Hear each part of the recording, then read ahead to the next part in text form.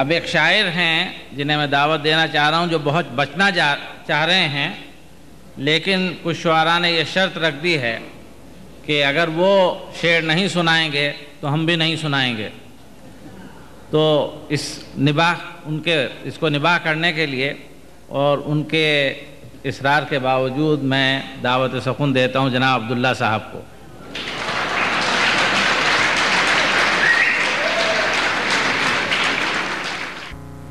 معاف کیجئے کہ اسٹیج پہ بیٹھنے کے کچھ میرے خیال سے سزائیں ہوتی ہیں، کبھی مروت اور کبھی محبت میں پکڑ لیا جاتا ہوں. میرے خیال سے ہاں نہ کرنے سے بہتر ہے کہ میں کچھ بکوں اور ہٹ جاؤں.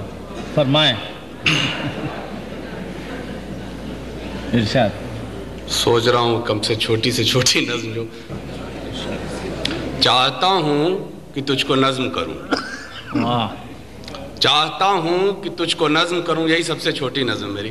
چاہتا ہوں کہ تجھ کو نظم کروں، پھول سے کھل اٹھے ہیں نظروں میں، مشک سی گھل گئی ہے سانسوں میں، نور سا بھر گیا ہے آنکھوں میں، حرف الجھے ہوئے ہیں سوچوں میں.